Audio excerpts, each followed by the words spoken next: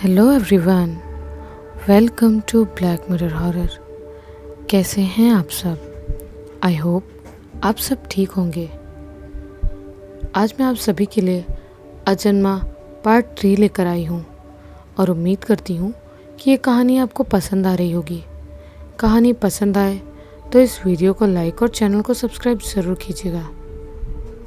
तो चलिए अब सुनते हैं हमारी आगे की कहानी। गीता ने जब फिर से उस तांत्रिक को आभा को झाड़ने के लिए अपने घर बुलाया था, तब उस तांत्रिक ने रजनी का साथ देते हुए आभा को झाड़ने से मना क्यों कर दिया था, और ऐसी कौन सी बात थी जो गीता ने उस तांत्रिक को नहीं बताई थी। वो जानने से पहले अगर आप सब ने अजन्मा का पार्ट 1 और 2 नहीं देखा तो पहले उसे देख ले, वरना आपको आगे की कहानी समझ में नहीं आएगी और तभी आप सबको इन सभी सवालों के सही सही जवाब मिल सकेंगे। और इन सवालों के जवाब जानने के लिए ये वीडियो लास्ट तक ज़रूर देखिए।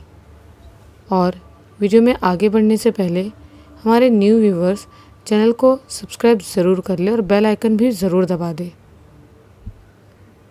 रजनी की मौत होने के बाद गीता जल्दी से अतुल की शादी कर देना चाहती थी, लेकिन रजनी के पिता ने उन दोनों पर दहेज प्रताड़ना और रजनी की हत्या का केस कर दिया था, जिस वजह से वो दोनों केस में 1 साल तक उलझे रहे।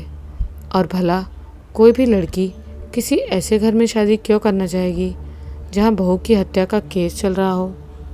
गीता ने बहुत कोशिश की, लेकिन कोई भी लड़की अतुल से शादी करने को तैयार नहीं हुई। अगर लड़की तैयार भी हो जाती तो उसके माँ बाप तैयार नहीं होते।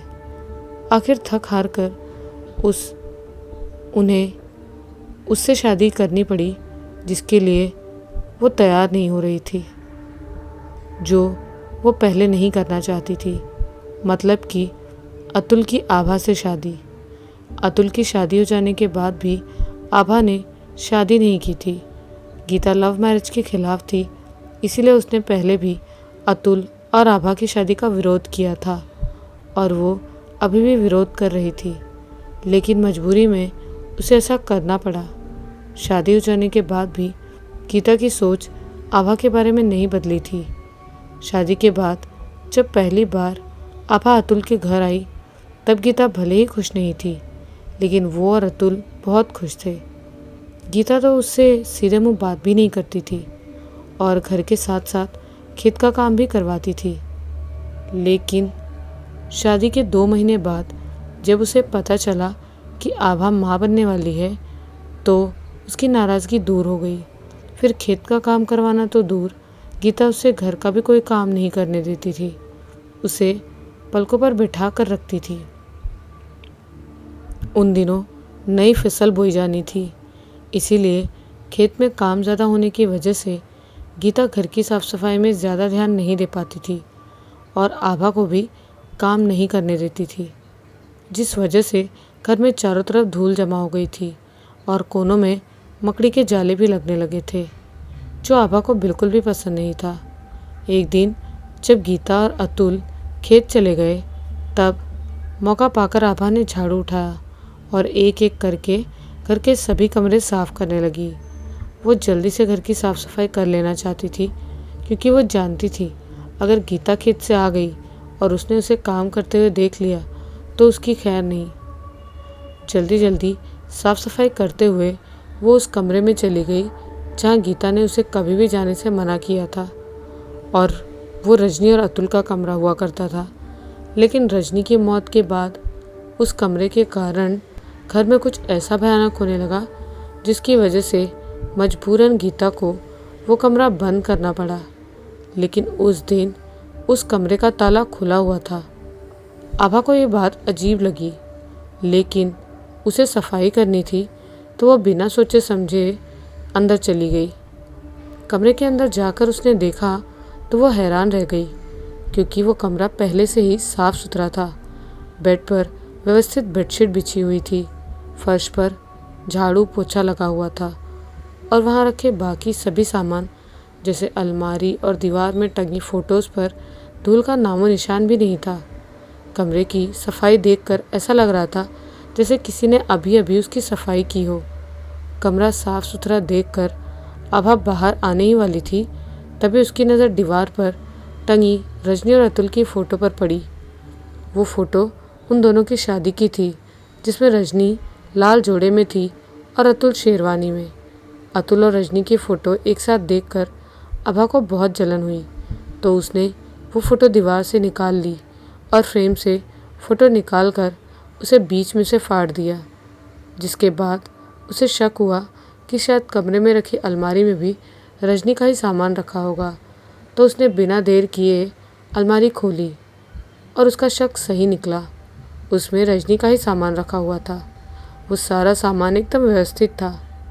रजनी का सामान इस तरह व्यवस्थित देखकर आभा को अतुल और गीता पर बहुत गुस्सा आया, क्योंकि उसे लग रहा था कि उसे इसीलिए इस कमरे में नहीं आने दिया जाता था, ताकि उसे पता न चल जाए कि आज भी रजनी की यादें संभाल कर रखी हुई है। लेकिन शायद सच्चाई कुछ और ही थी। आभा का गुस्सा तब और बढ़ गया जब उसने देखा कि उस अलमारी में रजनी और अतुल का वही शादी का जोड़ा रखा हुआ है जो उसने अभी भी फ़ोटो में देखा है। आभा ने तुरंत वो दोनों ही शादी के जोड़े निकाले ताकि आग लगाकर उन्हें जला सके। आभा रजनी का फटा हुआ फ़ोटो, उसकी और अतुल की शादी का जोड़ा लेकर कमरे से बाहर निकलने ही वाली थी, तभी उसे किसी के सिसकने की आवाज़ सुनाई दी। उसने मुड़कर देखा तो वहाँ कोई भी नहीं था। आभा के लिए ये अनुभव डरा देने वाला था, तो वो तुरंत कमरे से बाहर निकली और दरवाजे में कुंडी लगा दी। तभी उसे फिर सिसकने की आवाज़ सुनाई दी, लेकिन इस बार पिछली बार से ज़्यादा तेज़ थी।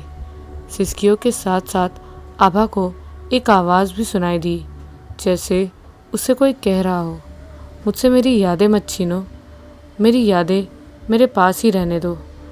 आभा ये समझ पाती कि उसके साथ ये क्या हो रहा है और उसे किसकी आवाज़ सुनाई दे रही है, उससे पहले ही वहाँ खेत से काम करके गीता आ जाती है और उसके हाथ में रजनी और अतुल की शादी का जोड़ा देखकर समझ जाती है कि वो उस कमरे में गई थी जहाँ जाने से उसे मना किया गया था। इसीलिए वो उसे खूब खरी खोटी सुनाती है और उसके हाथ से वो शादी का जोड़ा छीन लेती है। आभा ने रजनी की फ़ोटो मोड़कर उसे अपनी मुट्ठी में रख लिया था, इसलिए गीता की नज़र उस पर नहीं पड़ी। भले ही गीता ने उससे रजनी और अतुल की शादी का जोड़ा ले लिया था, लेकिन उसके पास जो रजनी की फ़ोटो थी उसे ले जाकर जला दिया। आभा का उस कमरे में जाना सिर्फ गीता को ही नापसंद नहीं आया था, बल्कि अतुल भी उससे नाराज़ हो गया था। इसलिए वो उससे नाराज़ सा रहने लगा था, जिस वजह से वो उससे बात भी नहीं करता था। जब से आभा ने वो कमरा खोला था, तब से उसके साथ कुछ अजीब होने लगा था। उसे अजीब से डरावनी आवाज़ सुनाई देती और ऐसा लगता जैसे उसके साथ कोई चल रहा है और उसे हर वो काम करने से रोक रहा है जो वो करना चाहती थी। उससे ये बात अतुल और गीता को बताने की कोशिश भी की, लेकिन वो दोनों उससे नाराज़ थे, इसीलिए उन्होंने उसकी बात नहीं सुनी। एक रात लगभग 2 बजे अतुल और आभा दोनों गहरी नींद में सो रहे थे। तभी आभा अचानक से जाग गई और ज़ोर से चीखी। उसकी चीख सुनकर अतुल की भी नींद खुल गई। उठकर जब उसने आभा की तरफ देखा तो वो रो रही थी। अतुल ने उससे उसके रोने का कारण पूछा तो वो गुस्से से फट पड़ी और बोली, मैं कितने दिनों से तुमसे कुछ कहने की कोशिश कर रही हूँ, लेकिन तुम्हारा गुस्सा इतना बड़ा है कि तुमने मेरी बात तक नहीं सुनी। जब से मैं उस कमरे में गई हूँ तब से मुझे ऐसा लगता है जैसे हर वक्त मेरा कोई पीछा कर रहा है और मुझसे कुछ कहने की कोशिश कर रहा है। यहाँ तक कि वो आवाज़ मुझे सपने में भी सुनाई देती है और आज तो वो मुझे दिखी भी। वो उस कमरे में रखे उसी बेड पर लाल जोड़ा पहनकर बैठी हुई है और मैं उसे देख रही हूँ।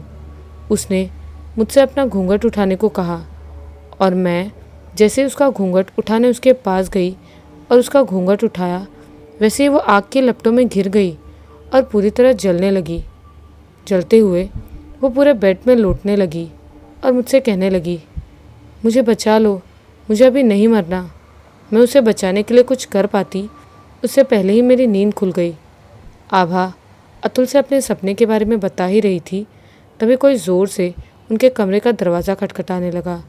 वो आवाज़ सुनकर आभा बहुत ज़्यादा डर गई और वो अतुल से लिपट गई। तभी आवाज़ आई, क्या हुआ अतुल? आभा क्यों चीख रही है? वो आवाज़ गीता की थी। अतुल ने तुरंत जाकर दरवाज़ा खोला और आभा ने उसे जो कुछ भी बताया था वो उसे भी बता दिया। उसकी बात सुनकर गीता सब समझ गई कि आभा के साथ वो क्यों हो रहा है और कौन कर रहा है, क्योंकि वही सब उसके साथ भी हो रहा था। उस दिन आभा ने रजनी के कमरे में जो साफ सफाई देखी थी वो किसी और ने नहीं बल्कि गीता ने ही की थी। उस कमरे की साफ सफाई करना गीता की मजबूरी थी। ये सब कुछ रजनी की मौत से ही शुरू हो गया था। ये बात उस दिन की है जिस दिन रजनी की मौत हुई थी। रजनी और गीता किचन में खाना बनाते हुए एक दूसरे से बहस कर रहे थे।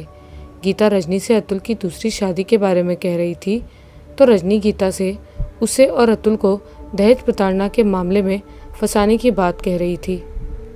पहले बात सिर्फ अतुल को शहर लेकर जाने की थी, लेकिन अब उसे अपनी शादी भी बचानी थी। रजनी नहीं चाहती थी कि अतुल की दूसरी शादी हो, इसलिए वो गीता को धमकी दे रही थी ताकि वो अतुल की दूसरी शादी के बारे में सोचना बंद कर दे। लेकिन गीता अपनी बात पर अड़ी हुई थी क्योंकि उसे अपने खानदान का वारिस चाहिए था जो वो नहीं दे सकती थी। गीता को ये बात तब पता चली थी जब शादी के 3 साल बीत जाने के बाद भी रजनी मां नहीं बन पाई थी, तो उसने रजनी और अतुल का मेडिकल टेस्ट करवाया था। उसके बाद से ही वो अतुल की दूसरी शादी करवाना चाहती थी। रजनी पहले से ही अतुल के साथ शहर में रहने के लिए गीता और अतुल से झगड़ा करती थी, लेकिन उस दिन के बाद से उसका झगड़ा उन दोनों से और बढ़ गया था। गीता किसी भी हालत में अतुल की दूसरी शादी करवाना चाहती थी। उसने तो रजनी से ये भी कह दिया था कि वो आभा को अपनी बहू बनाना चाहती है। भले ही गीता उसे पसंद नहीं करती थी, लेकिन उसने अपनी बात जीतने के लिए रजनी से ऐसा कह दिया था ताकि उसे यकीन हो जाए कि वो सच कह रही है। लेकिन रजनी किसी भी कीमत पर अतुल की दूसरी शादी नहीं होने देना चाहती थी। रजनी ने अपने पिता से अपनी सास के साथ हो रहे लगातार झगड़ों के बारे में बताया था, इसीलिए वो उसे अपने साथ लेने के लिए उस दिन आने वाले थे। रजनी के पिता पहुंच पाते उससे पहले ही वो जलकर मर गई थी, जिसके बाद रजनी के पिता ने पुलिस में कंप्लेंट की और उसका पोस्टमार्टम होने के बाद ही उसका अंतिम संस्कार किया गया। रजनी का अंतिम संस्कार उसके मायके में किया गया था और उसमें उसके ससुराल वाले मतलब गीता और अतुल शामिल नहीं थे, क्योंकि वो दोनों उस समय जेल में थे। उन दोनों को बेल मिलने में थोड़ा टाइम तो लगा, लेकिन बेल मिली। जेल से छूटने के बाद जब वो दोनों घर आए तभी से गीता को रजनी दिखाई देने लगी थी।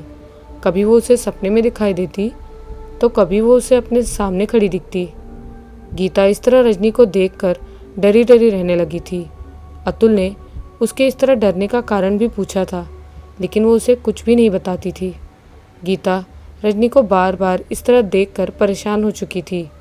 वो कुछ भी करके उसे छुटकारा पाना चाहती थी, इसीलिए वो एक तांत्रिक के पास गई और उसी के बताए उपाय के कारण वो रजनी का वो कमरा बिल्कुल साफ रखने लगी और उसके दरवाजे पर ताला लगा दिया था।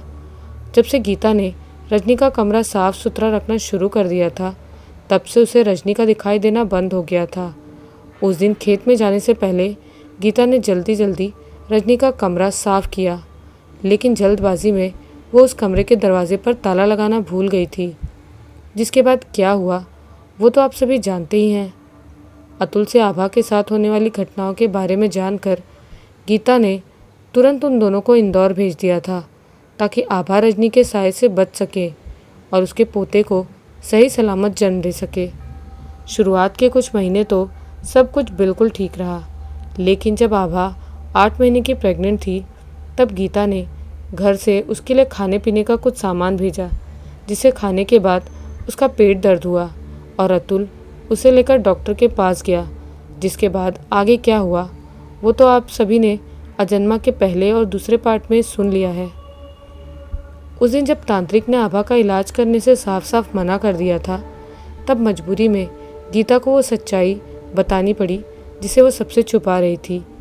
गीता ने बताया कि अगर उस दिन वो चाहती तो वो रजनी को मरने से बचा सकती थी, लेकिन उसने वैसा किया नहीं था, क्योंकि उस दिन झगड़ा करते हुए उसने रजनी को धमकी दी थी कि वो किसी भी हालत में अपने बेटे की दूसरी शादी करवाएगी, फिर चाहे उसे ऐसा करने के लिए रजनी को जान से ही क्यों ना मारना पड़े।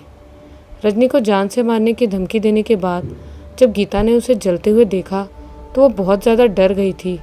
उसे समझ में नहीं आ रहा था कि वो उसे बचाए या खुद को। गीता को लग रहा था कि अगर वो उसे बचा लेगी तो वो खुद नहीं बचेगी, क्योंकि रजनी उसके खिलाफ बयान दे सकती थी। इसीलिए उसने खुद को बचाने के लिए उसे मरने दिया। अपनी ये सच्चाई उस तांत्रिक को बताने के बाद गीता उसके सामने आभा को बचाने के लिए गिड़गिड़ाने लगी और बोली, मैंने भले ही उसे जान से मारने की धमकी दी थी, लेकिन ये सब गुस्से में कहा था।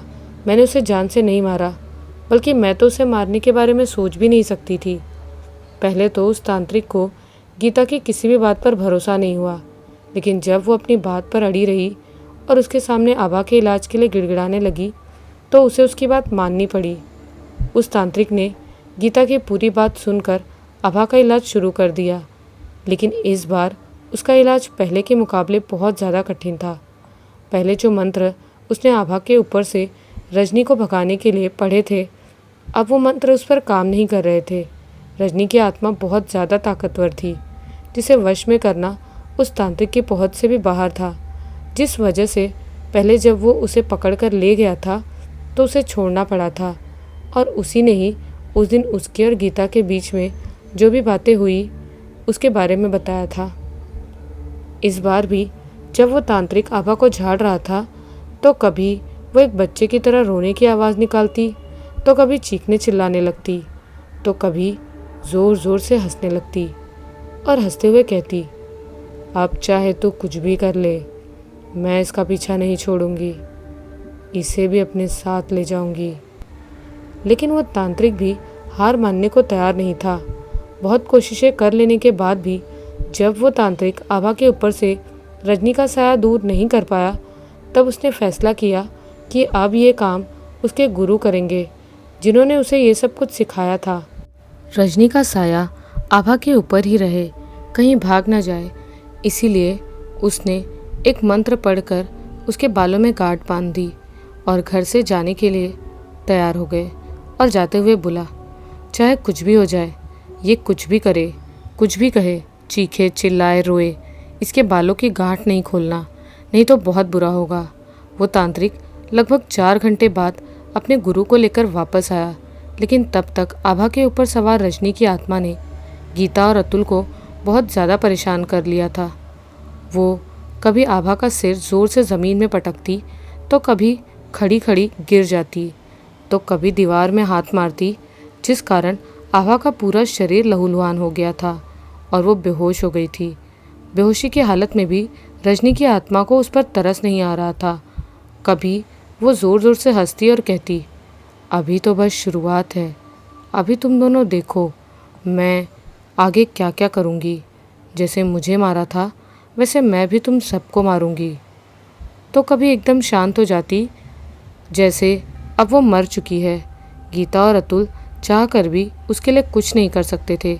वो सिर्फ एक ही काम कर सकते थे, इंतज़ार, जो वो कर रहे थे। जैसे ही वो तांत्रिक अपने गुरु को लेकर आया, उसने बिना देर किए आभा को झाड़ने का काम शुरू कर दिया।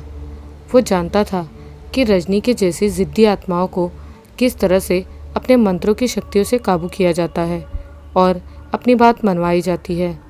उस तांत्रिक ने मंत्र पढ़कर एक नारियल में रजनी की आत्मा को आभा के शरीर से बाहर निकाला और अतुल से कहा कि इस नारियल को रजनी के पूरे सामान के साथ घर के बाहर गांव की सीमा से दूर ले जाकर जला दे।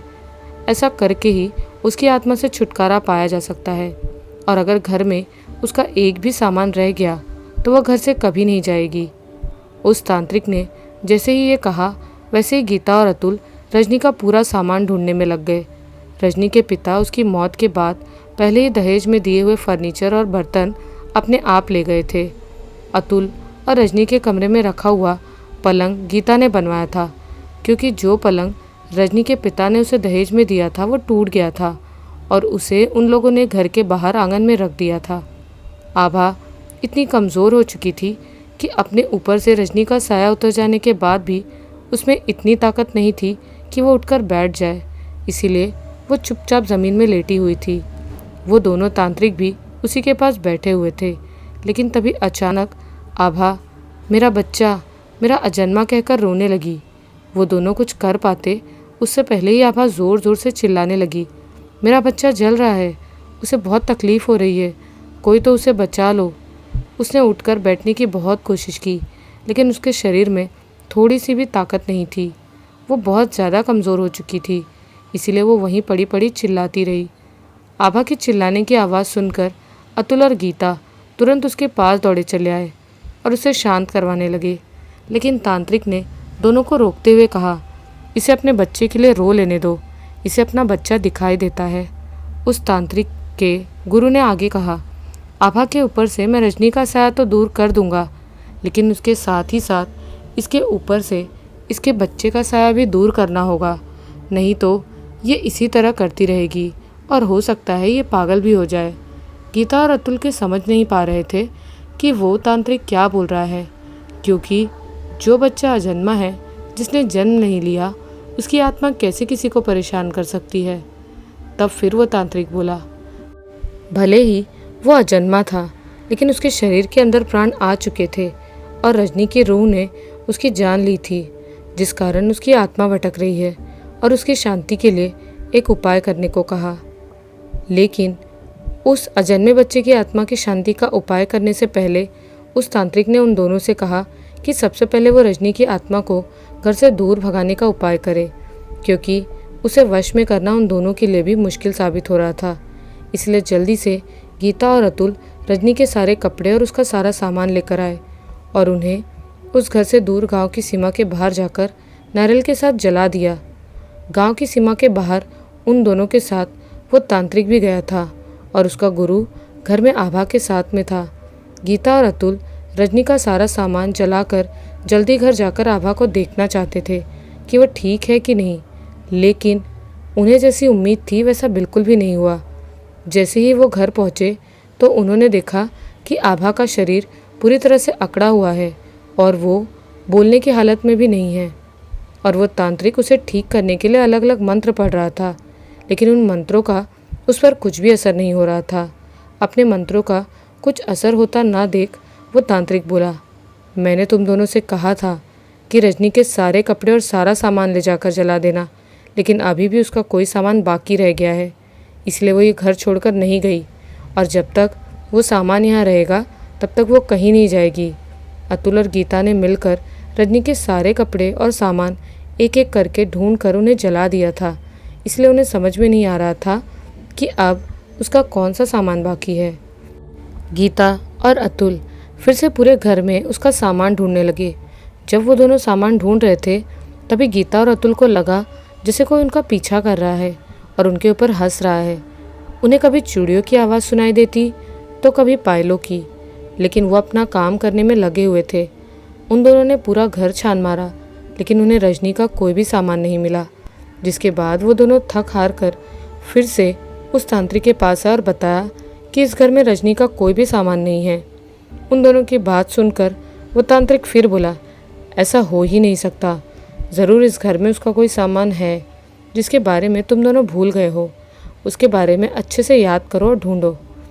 अगर आज रात तक उसका सामान इस घर से दूर नहीं किया गया तो फिर इस घर में मौत तांडव करेगी, और हो सकता है सुबह होने से पहले ही इस घर में पहली मौत हो जाए। उसने इशारे इशारे में ये भी बता दिया कि वो मौत किसकी होगी, क्योंकि वहाँ पर आभा ही थी जो मरने की हालत में थी। उसके शरीर में ज़रा सी भी ताकत नहीं थी और रजनी की रूह ने उसे ही पकड़ा हुआ था।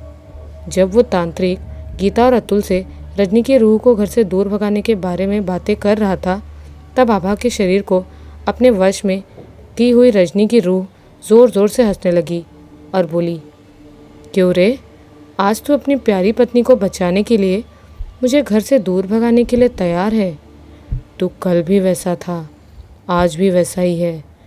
कल भी तू आभा से ही प्यार करता था और इस औरत के लिए तूने मुझे कभी प्यार नहीं दिया, और आज भी इसी औरत के लिए तू मुझे घर से दूर भगाने की कोशिश कर रहा है, लेकिन तू अपने काम को अंजाम कभी नहीं दे पाएगा और मैं बहुत जल्द ही वो कर लूँगी जो तूने कभी सपने में भी नहीं सोचा होगा, जिसके बाद तू हमेशा आभा के लिए तड़पता रहेगा। मैं इसे तेरे बच्चे की तरह ही तुझसे हमेशा हमेशा के लिए दूर कर दूँगी। तूने तो अपने मरे बच्चे को दफनाया था, इसका क्या करेगा? मेरी तरह ही जला देगा या दफना देगा? जैसे ही गीता ने दफनाने वाली बात सुनी, वैसे उसे याद आ गया कि उस दिन जब आभा रजनी और अतुल की शादी का जोड़ा लेकर उन दोनों के कमरे से बाहर निकल रही थी, तब उसने उससे वो शादी का जोड़ा लेकर आंगन में ही गड्ढा खोदकर वहीं गाड़ दिया था। गीता ने ये बात अतुल को बताई और दोनों ने तुरंत आंगन में गड्ढा खोदकर शादी का जोड़ा निकाला। रजनी और अतुल के शादी के जोड़े के बारे में याद आने के साथ ही गीता को ये भी याद आ गया कि रजनी के पिता का दिया हुआ पलंग जो टूट गया था, वो भी आंगन में ही पड़ा था। वो टूटा हुआ पलंग गांव के बाहर ले जाना तो मुश्किल था, लेकिन तांत्रिक के गुरु ने साफ साफ कह दिया था कि रजनी का सारा सामान गांव की सीमा के बाहर ही जलाना है। उस तांत्रिक ने वो पलंग गांव की सीमा के बाहर ले जाने में गीता और अतुल की मदद की, जिसके बाद उन दोनों ने रजनी और अतुल की शादी का वो जोड़ा और उस पलंग के साथ साथ रजनी का सारा सामान जला दिया और अपने घर से उसकी सारी यादें मिटा दी। जिसके बाद उस तांत्रिक का गुरु रजनी की आत्मा को आभा के शरीर से बाहर निकालने में कामयाब हो गया।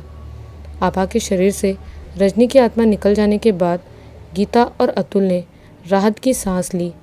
आभा के शरीर से रजनी की रूह बाहर निकलने के बाद उस तांत्रिक के गुरु ने उन तीनों को एक एक ताबीज़ दिए और घर के चारों कोनों में 4 कीलें अभिमंत्रित करके ठोक दी और कहा, जब तक तुम्हारे घर के चारों कोनों में कीलें रहेंगी तब तक तुम्हारे घर में किसी भी रूह का प्रवेश नहीं हो सकता। जिसके बाद वो अपने चेले को लेकर वहाँ से चला गया। कुछ दिनों तक डॉक्टरी इलाज करने के बाद आभा फिर से पहले जैसी बिल्कुल ठीक हो गई थी। आभा को फिर से पहले जैसा करने के साथ ही साथ डॉक्टर ने ये खुशखबरी भी दी थी कि वो माँ बन सकती है। जब किसी के ऊपर कोई रूह सवार होती है तब उसके शरीर में न जाने कौन कौन सी बीमारियाँ आ जाती है, जिनका इलाज डॉक्टर भी नहीं कर पाता और हर बार जांच करने पर एक नई बीमारी सामने आती है। आभा के साथ भी यही हो रहा था। जब तक उसके शरीर को रजनी की रूह ने अपने वश में किया हुआ था तब तक वो बांझ थी और डॉक्टर भी जांच में यही बता रहा था, लेकिन जैसे ही उसके शरीर से रजनी की रूह दूर हुई, उसकी बीमारियां भी दूर हो गई। आभा जब पहले जैसी ठीक हो गई तब गीता और अतुल ने अजन्मे बच्चे की आत्मा की शांति के लिए तांत्रिक के कहे अनुसार उपाय किया। वो उपाय कुछ और नहीं था बल्कि उसकी आत्मा की शांति के लिए यज्ञ करवाना था, जो उन्होंने घर में पंडित को बुलाकर करवा लिया था। अब तो आप सबको अपने सभी सवालों के जवाब मिल ही गए होंगे कि उस तांत्रिक ने रजनी का साथ देते हुए आभा को झाड़ने से क्यों मना कर दिया था और वो कौन सा राज था जो गीता उस तांत्रिक से छुपा रही थी। लेकिन अभी भी एक सवाल आप सबके मन में होगा कि आखिर रजनी जली कैसे थी। दरअसल इसका जवाब आसान सा है, रजनी अपनी ही गलती से जली थी। रजनी और गीता जब उस दिन किचन में खाना बनाते हुए एक दूसरे से झगड़ा कर रहे थे, तब उसी समय गैस चूल्हे पर कुकर में पक रहे चावल से निकला हुआ पानी गैस पर गिर गया, जिससे गैस बुझ गई थी और रजनी ने गीता से झगड़ते हुए इस बात पर ध्यान नहीं दिया। रजनी से झगड़ा करने के बाद गीता तो किचन से बाहर चली गई, लेकिन रजनी वहीं रही। जब तक गीता और रजनी का झगड़ा चला तब तक गैस पूरे किचन में फैल चुकी थी और झगड़ने के चक्कर में दोनों का इस बात पर ध्यान नहीं गया। गीता के किचन से जाने के बाद जब रजनी का ध्यान गैस चूल्हे पर गया तो उसने उसे दोबारा जलाने के लिए माचिस की तीली जलाई और तीली जलने के साथ साथ वो खुद भी आग के लपटों में घिर गई। यही वजह थी कि रजनी को भी साफ साफ ये समझ नहीं आया कि वो मरी कैसे। आप सबको कहानी कैसी लगी हमें कमेंट्स में ज़रूर बताइएगा। वीडियो पसंद आए तो इस वीडियो को लाइक और ज़्यादा से ज़्यादा लोगों तक शेयर कीजिएगा। मिलती हूँ आप सभी से अगले वीडियो में एक नई कहानी के साथ। तब तक के लिए बाय एंड टेक केयर।